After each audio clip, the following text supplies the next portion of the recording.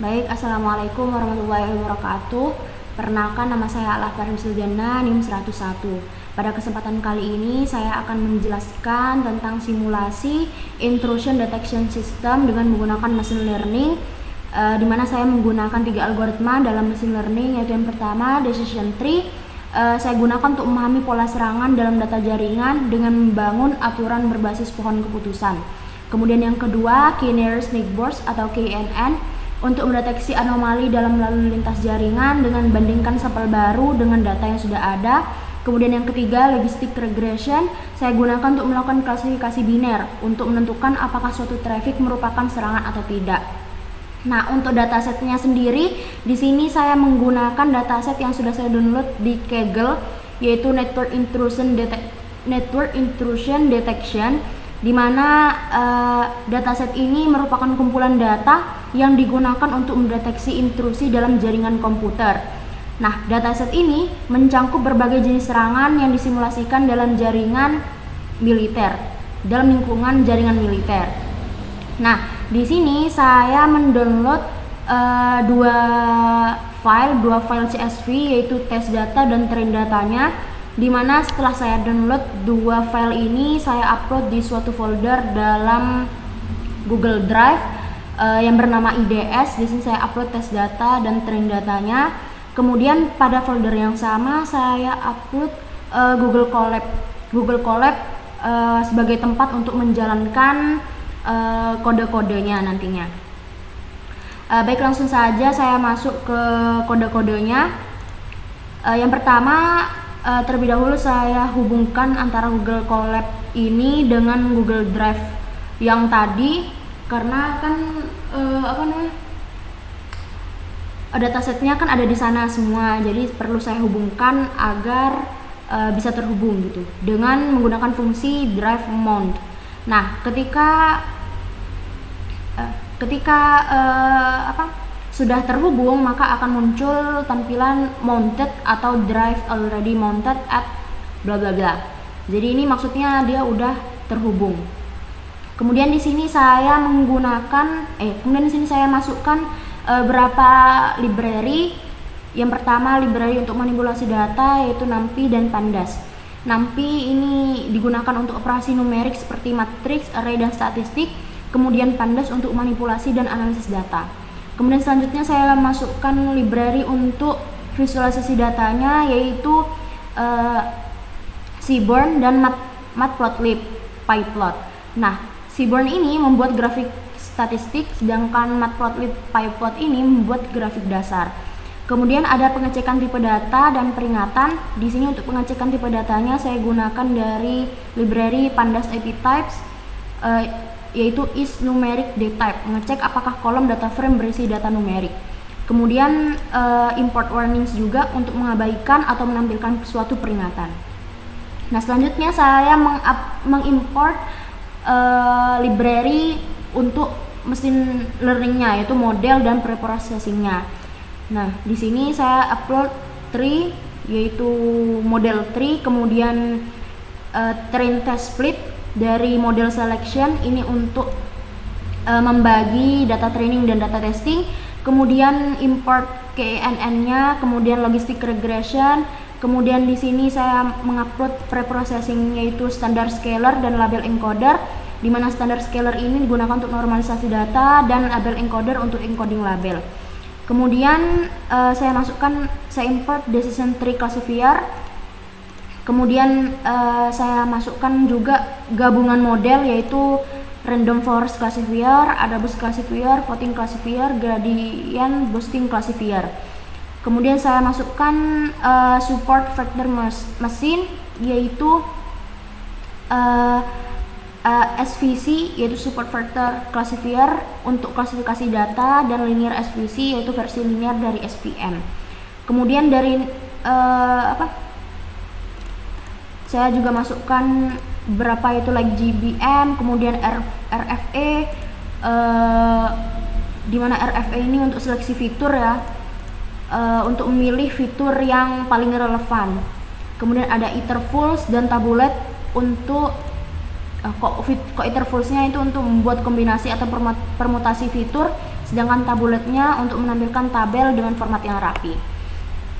Baik, langsung saja di sini saya melakukan read ke suatu CSV train data, dimana nanti hasil read-nya ini saya masukkan ke objek train.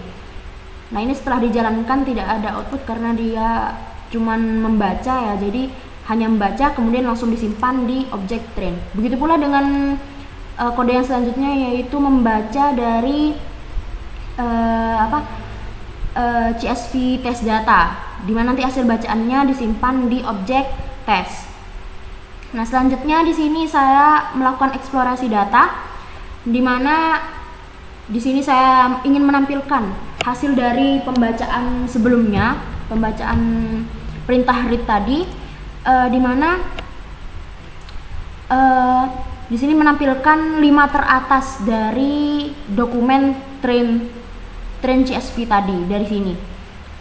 Nah, ini dokumen 5 teratasnya yaitu seperti yang sudah ditampilkan ini. Jadi ada 5 rows dan 42 columns. Kemudian saya juga ingin mengetahui train infonya. Train infonya untuk menampilkan ringkasan informasi tentang data frame train dari pustaka Pandas ya. Nah, di sini ternyata didapatkan list dari data ke 0 sampai ke 41, karena kan ada 42 kolom, jadi hanya sampai 41, dimana dalam setiap kolomnya ini ada nama duration, protocol type, service, flag, search bytes, kemudian ditampilkan juga apakah ini null atau tidak. Kemudian ditampilkan juga tipe datanya, yaitu ada yang integer, object, kemudian ada float dan sebagainya. Nah, kemudian di sini saya juga ingin mengetahui train describe, yaitu ringkasan statistik deskriptif dari train ini, di mana dalam describe ini biasanya memunculkan count itu apakah ada jumlah total baris yang tidak kosong, kemudian mean itu rata-rata, kemudian standar deviasi yaitu penyebaran datanya, kemudian min nilai minimum pada setiap kolom, kemudian ini kuartil 1, kuartil 2, kuartil 3 dan nilai maksimumnya dari setiap kolom. Jadi dari duration ini count-nya berapa, mean-nya berapa, standar deviasinya berapa, minimumnya berapa, kuartil 1, kuartil 2, kuartil 3 dan maksimumnya. Kemudian saya juga ingin mengetahui, ingin mendeskripsi yang ada dalam train ini, yaitu yang tipe datanya objek. Ternyata yang tipe datanya objek tadi kan ada protocol type, service, flag, kemudian ada class. Nah, di sini saya munculkanlah di sini yang tipe datanya objek. Dan ternyata dan di sini saya ingin menampilkan count-nya, unique-nya, top, terus frekuensi. Count ini maksudnya tadi kan jumlah total baris yang tidak kosong untuk setiap kolom. Kemudian unique ini jumlah kategori unik dalam setiap kolomnya. Kemudian top itu kategori yang paling sering muncul atau biasanya kalau dalam statistik itu modus. Kemudian frekuensi kemunculan kategori paling umum. Kemudian di sini saya juga ingin mengetahui ukuran dari data frame train gitu ya. Ternyata dalam data frame train ini ada 25.192 baris dengan 42 kolom. Kemudian saya juga ingin mengetahui apakah dalam data frame train ini ada kolom yang nilainya kosong, yang ada yang kosong gitu. Ternyata diketahui bahwa tidak ada, semuanya itu ada isinya. Ada isinya semua. Nah, selanjutnya di sini saya ingin mengetahui, saya ingin mengecek dan menampilkan kolom yang memiliki missing values pada data frame train. Jadi di sini sebelumnya di sini kita harus mengetahui jumlah total baris dalam dataset.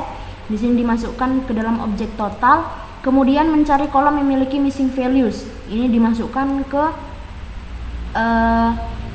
objek missing columns.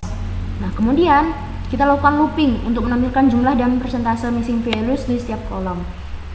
Yang dimana dalam loopingnya ini jumlah nilai kosong dalam kolom kita masukkan dalam null count, kemudian persentasenya dari null count ini kita kalikan 100, null count per total kali 100, dimana ini nanti hasilnya akan menjadi persentase missing values. Kemudian kita print. Jika ada missing values kita print, tapi jika tidak ada maka tidak perlu kita print, tidak muncul gitu printannya. Nah, karena di sini tidak ada missing values maka tidak tampil apa-apa. Nah, kemudian di sini saya ingin mengetahui duplicate kolom dalam data frame train. Di sini untuk ngeprintnya saya pinginnya number of duplicate rows sama dengan, nah di sini baru dihitung train titik duplicate titik sum, dimana nanti jumlah dari kolom duplikatnya ada berapa. Nah, karena tidak ada kolom yang duplikat maka di sini outputnya 0 di sini. Nah, kemudian visualisasi data. Di sini kita akan melakukan visualisasi data, di mana saya ingin memvisualisasikan kolom kelas pada X-train, pada data frame train, di mana dalam kelas ini ternyata ada kelas normal dan kelas anomali. Nah, ini dijadikan sebagai sumbu X. Kemudian sumbu Y-nya apa? Nah, sumbu Y-nya itu sebagai count-nya. Jadi di sini untuk normal ternyata dalam klasifikasinya di antara 12.000 dan 14.000. Ini hampir mendekati 14.000. Kemudian anomalinya ternyata hampir mendekati 12.000. Ini untuk visualisasi datanya. Kemudian di sini saya ingin mengetahui kayak nilai pastinya. Nah, di sini untuk normalnya ternyata 13.449, benar ya di antara ini. Kemudian anomali 11.743. Nah, ini 12.000, di hampir ke 12.000. Itu nilai pastinya. Kemudian di sini kita akan melakukan preprocessing model dengan menggunakan label encoder. Di sini label encoder ini mengonversi semua kolom bertipe objek.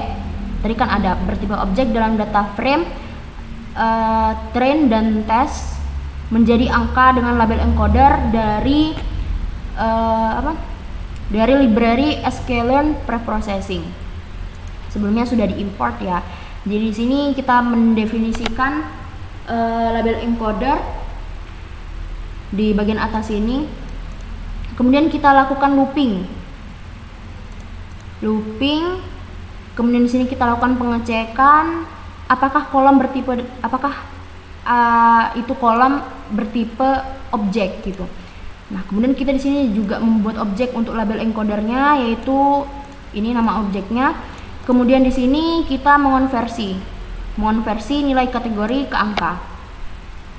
Nah, kemudian apa yang diubah gitu dalam data frame apa gitu. Nah, di sini ditampilkan.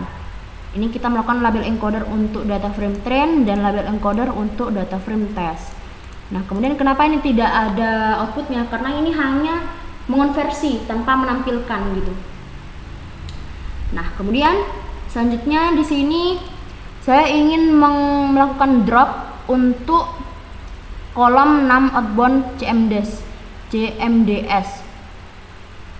Nah, jadi maksudnya drop ini saya ingin menghapus kolom ini dalam data frame train dan kolom ini dalam data frame test. Nah, ini selanjutnya ada eksis sama dengan 1. Kenapa eksis sama dengan 1? Maksudnya di sini saya ingin menghapus kolomnya, bukan barisnya. Kemudian kenapa ini tidak ada output? Karena ini cuma menghapus. Nah, selanjutnya, penjelasan selanjutnya ada di sini. Nah, selanjutnya bisa ditampilkan di sini. Di sini saya ingin menampilkan setelah dilakukan drop. Nah, ternyata kolom num outbound ini dia sudah tidak ada dalam data frame train.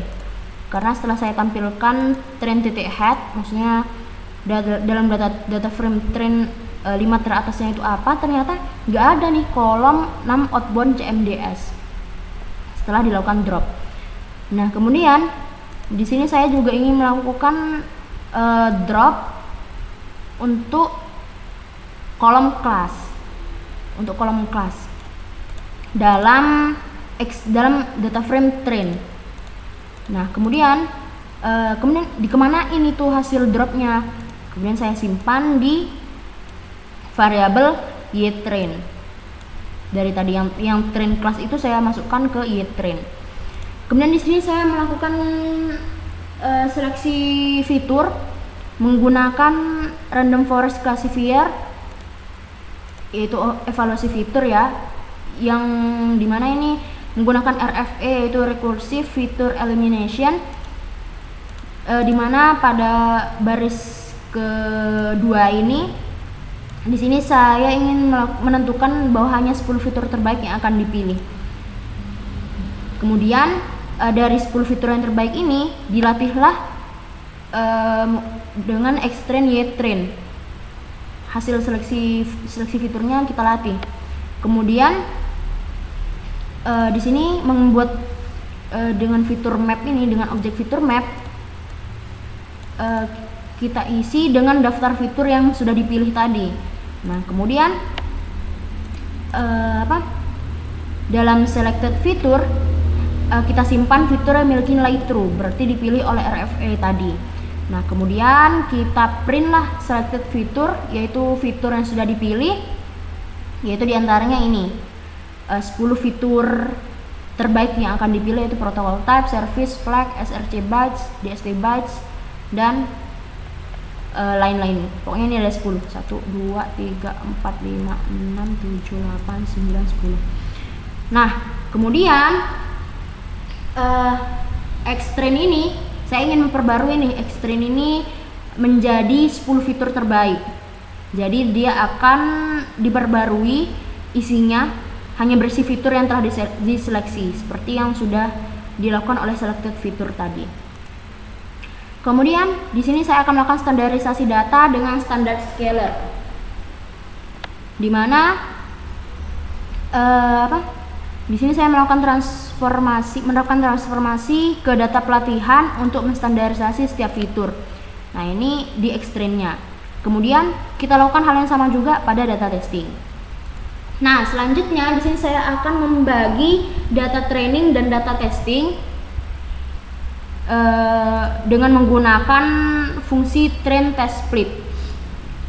Nah, penjelasannya untuk persentase pembagiannya ini di sini dijelaskan train size 0,70. Jadi 70% untuk data training dan 30% untuk data testing. Jadi untuk X-train 70%, X-test 30%, Y-train 70%, Y-test 30%. Nah, kemudian disinilah hasil setelah dibaginya. Setelah dibagi menjadi data training dan data testing.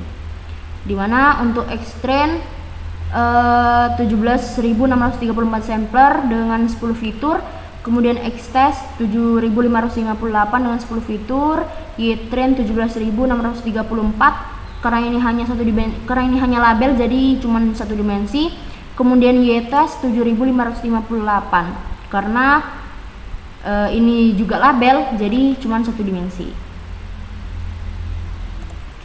Selanjutnya di sini saya akan melakukan import time, yaitu import time ini merupakan salah satu modul dalam Python yang memiliki fungsi waktu. Kemudian selanjutnya saya melatih model klasifikasi logistic regression.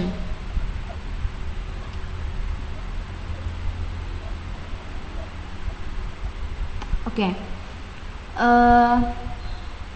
Yang pertama di sini saya ingin membuat objek logistic regression, yaitu CLFL, yaitu ini logistic regression dengan iterasi maksimalnya 1.200.000 kali. Kenapa saya tentukan max iterasinya? Agar model tidak berhenti terlalu cepat sampai menemukan solusi optimal. Kemudian di sini saya ingin menghitung training time-nya ya. Jadi saya perlu menyimpan waktu sebelum model dilatih ke dalam objek start time. Kemudian di sini saya melakukan pelatihan model menggunakan data X-train dan Y-train. saya lakukan pelatihannya, kemudian saya simpan waktu setelah dilakukan pelatihan ke dalam object and time. Kemudian di sini saya print training time, kemudian saya cantumkan training time-nya berapa, yaitu dengan rumus end time dikurangin start time, sehingga menghasilkan output training time sama dengan 0,027 detik ya, atau 27,51 detik. Nah, selanjutnya ini kan untuk train ya, untuk training. Nah, di sini saya untuk tesnya, di sini saya menggunakan fungsi prediksi. Nah, jadi start time ini seperti biasa kita simpan dulu waktu sebelum model dilatih ke start time, kemudian melakukan prediksi menggunakan data xtrain. Kita masukkan ke y-test. Jadi dari pelatihan yang sebelumnya yang dari train itu kita lakukan prediksi kepada y-testnya. Nah, kemudian setelah dilakukan prediksi, kita simpan waktu setelah prediksi selesai ke end time, ke objek end time.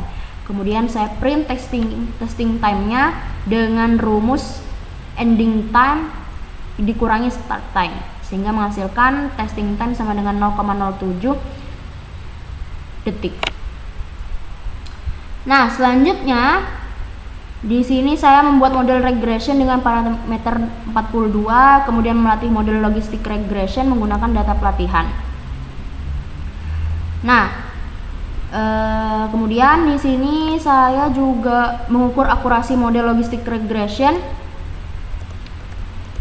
dengan model score ini ya. Ini mengukur akurasi model logistik regression. Kemudian saya print untuk training score-nya berapa, lgtrain, dengan menggunakan fungsi logistik regression. Kemudian saya print test score-nya berapa dengan menggunakan logistik regression, yaitu lgtest. Ternyata training score-nya 0,928, kemudian test score-nya 0,923. Oke, selanjutnya di sini saya melakukan install Optuna, di mana Optuna ini pustaka Python yang kuat dan mudah digunakan untuk pengoptimalan hiperparameter dalam machine learning.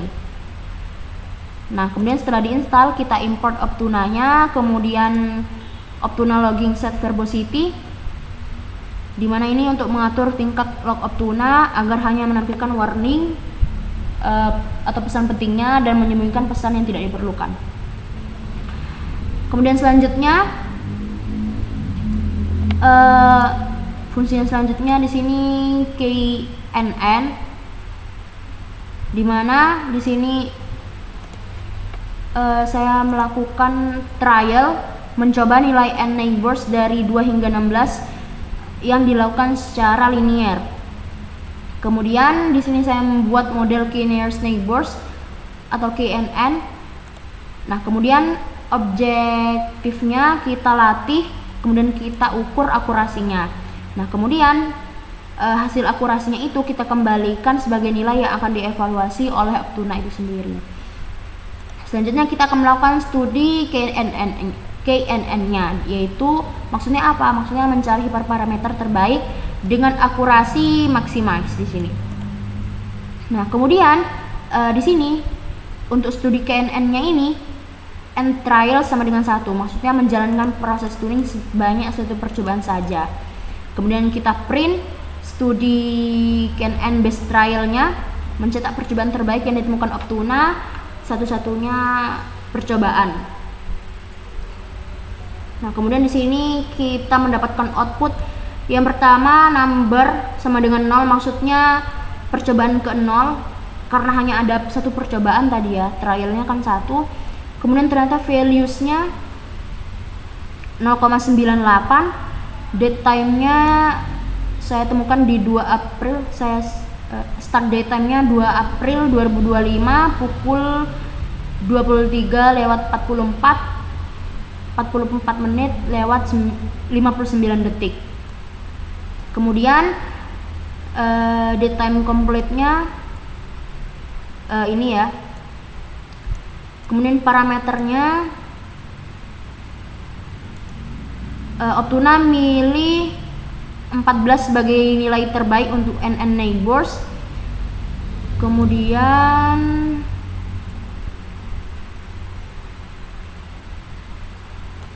di bagian ini distribusinya hyperparameter yang diuji KNN and neighbors antara 2 sampai 16 seperti yang sudah ditentukan di awal tadi. Nah, selanjutnya di sini kita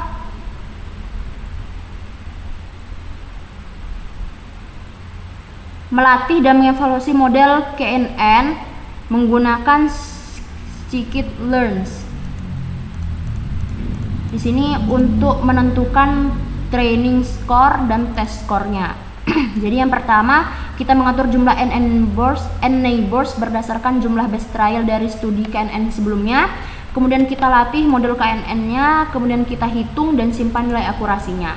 Nah, kemudian kita cetak train score-nya berapa dan test score-nya berapa. Dan ternyata didapatkan bahwa train score-nya 0,98071 dan train score-nya 0,98041. Baik, selanjutnya di sini kita lanjutkan ke decision tree classifier atau model pohon keputusan. Kita import dari sklearn tree.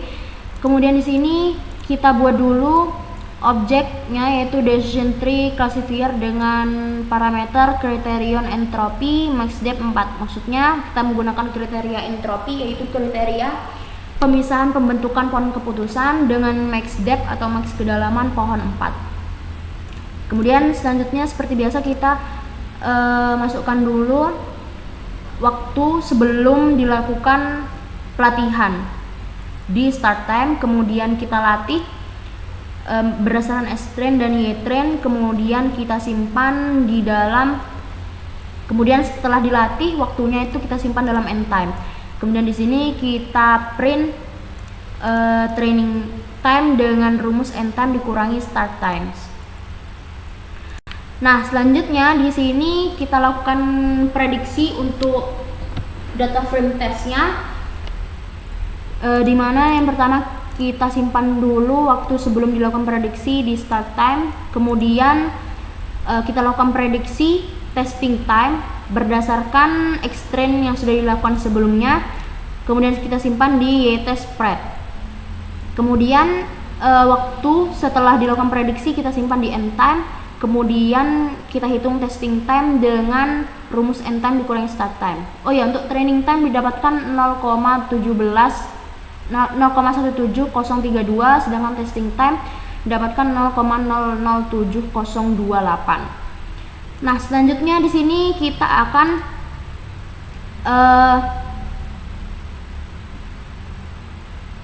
melakukan pencarian hiperparameter menggunakan fungsi objektif yang digunakan untuk mencari kombinasi parameter terbaik bagi model decision tree.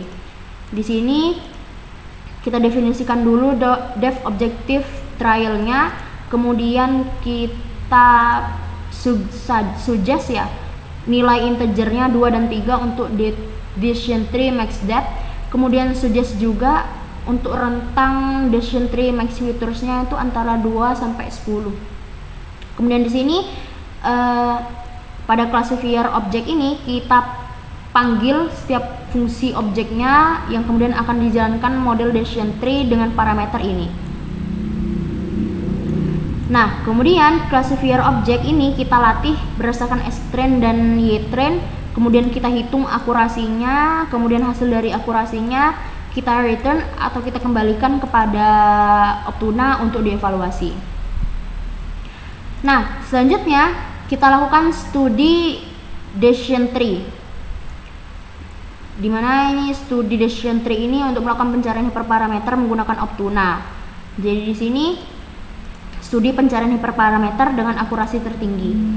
Nah, kemudian kalau tadi KNN kita hanya trialnya hanya satu kali percobaan, tapi kalau di decision tree kita mencoba 30 kombinasi nilai hiperparameter yang ada. Nah, kemudian kita print hasil yang terbaik aja.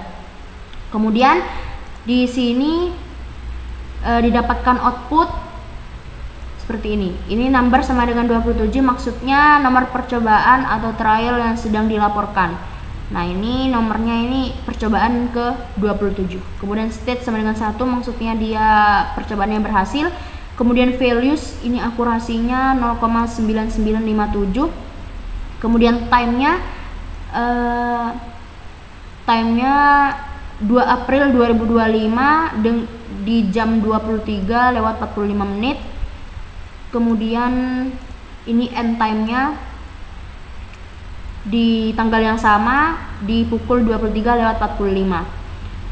Kemudian untuk decision tree max depth-nya di sini 24, maksudnya di sini kedalaman maksimum pohon keputusan pada percobaan ini adalah 24. Kemudian decision tree max features-nya ini di sini 9, maksudnya jumlah maksimum fitur yang dipertimbangkan saat membangun pohon keputusan itu ada 9. Kemudian selanjutnya distributionnya antara 2 sampai 32 tadi, 2 dan 32. Nah, selanjutnya kode yang ini maksudnya kita hitung akurasi berdasarkan base trial sebelumnya, yang dimana kita perlu latih dulu decision tree-nya, kemudian kita hitung skor akurasinya berdasarkan base trial-nya, kemudian kita print trend score dan test score-nya. Trend score didapatkan 1,0 dan test score-nya 0,99. Oke, selanjutnya setelah kita melakukan decision tree ya, kita di sini akan melaporkan dalam bentuk tabel, dimana di sini kita membuat list nama modelnya dulu, yaitu KNN, logistic regression, kemudian decision tree.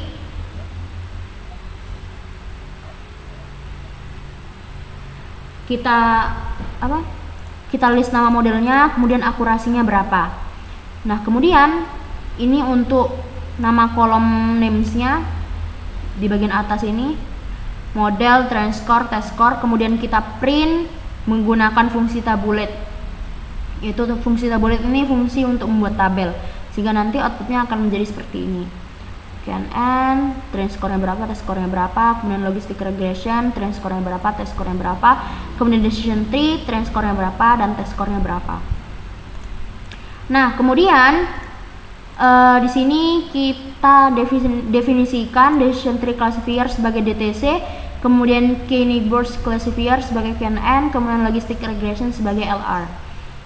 Kemudian selanjutnya setelah kita melakukan preprocessing, kemudian modeling, dan kita di sini melakukan evaluasi juga. Dimana di sini evaluasi yang pertama kita menggunakan cross validation, dimana cross val score ini cross validasi untuk machine learning. Dimana di sini kita buat dulu models, itu dictionary kosong dengan nama models. Kemudian modelsnya ini apa aja tadi? Key neighbors classifier, logistic regression, dan decision tree classifier. Selanjutnya kita buat dictionary kosong dengan nama score juga. Kemudian kita lakukan looping untuk setiap model. Kemudian setiap model akan memiliki subdictionary kosong yang nantinya akan bersih score. Nah, looping lagi untuk skornya. Skornya ini ternyata untuk 2 matriks evaluasi, yaitu precision dan recall. Kemudian di sini kita menghitung cross validasi skornya. Nah, selanjutnya kita buat daftar dari setiap models dan evaluasinya. Itu yang pertama di sini kita buat kayak gini, tampilan garis kayak gini, kayak judul gitu ya, dengan perintah looping line name. Ini kan line-nya, ini buat line-nya, ini line ini. Kemudian nama modelnya key neighbors classifier. Kemudian kita tambahkan model validation, kemudian line name-nya. Kemudian kita masukkan skornya. Kita iterasi evaluasi presisi dan recall. Kemudian kita hitung rata-rata skor dikali 100, dimana ini nanti ditampilkannya dalam bentuk persen. Kemudian standar deviasinya ditampilkan dalam bentuk seperti ini. Apa ini? Lebih kurang. Kemudian kita print, dimana nanti hasilnya seperti ini. K-Nimbus classifier model validation, mean precisionnya berapa, recall-nya berapa, kemudian logistic regression precisionnya berapa, recall-nya berapa, kemudian decision tree precisionnya berapa, recall-nya berapa. Nah, kemudian kita lakukan visualisasi dari hasil evaluasi tadi, dimana kita looping untuk semua model, kemudian setiap model akan ada presisi dan recall-nya, kemudian menghitung skor rata-ratanya, kemudian dari skor tadi kita konversi ke data frame, kemudian dijadikan persentase. Kemudian di sini untuk visualisasinya kita batasi dari 80% sampai 100% karena rentangnya 80 sampai 100. Kita menggunakan visualisasi bar atau batang ya, grafik batang. Nah, jadinya hasilnya kayak gini grafiknya. K-Nimbus classifier segini, logistic regression dan decision tree. Untuk biru untuk precision dan kuning untuk recall. Selanjutnya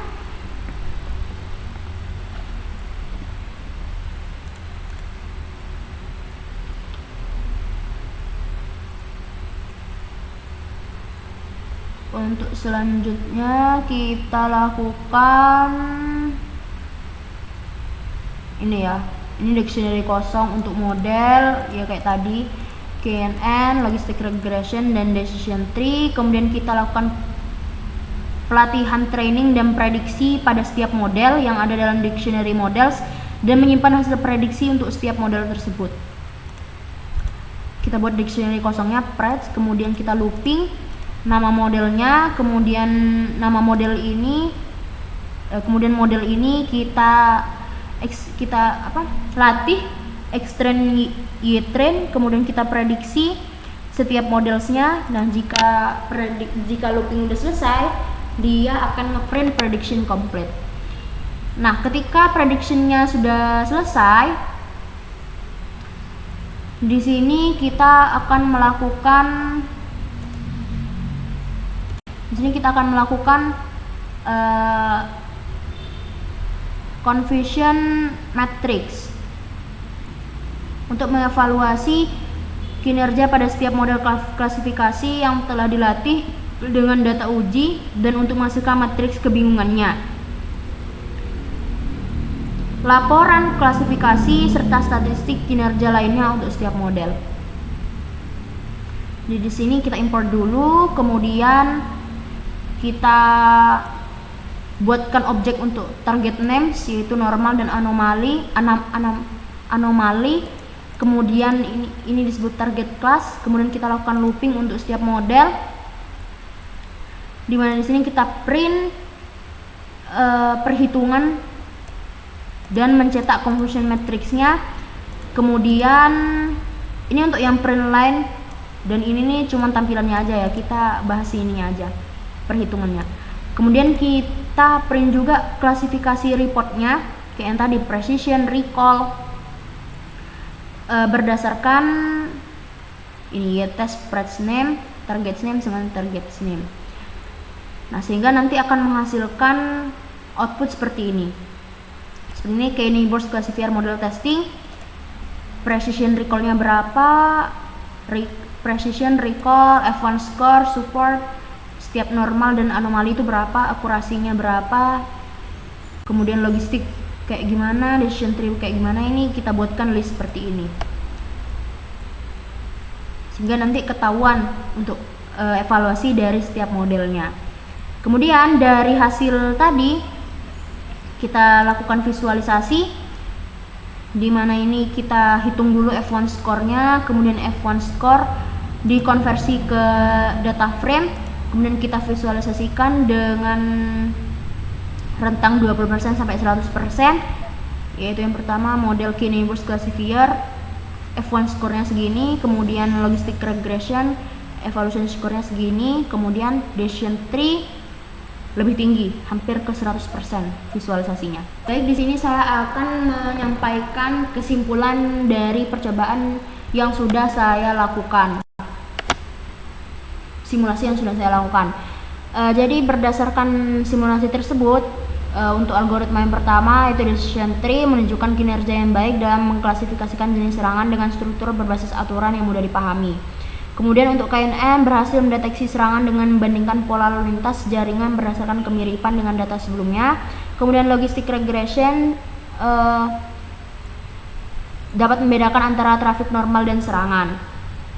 Sehingga dari evaluasi yang dilakukan menggunakan metrik akurasi, precision recall, dan F1 score, diketahui bahwa setiap algoritma memiliki kelebihan dan kelemahan masing-masing tergantung pada kompleksitas dan karakteristik data yang digunakan.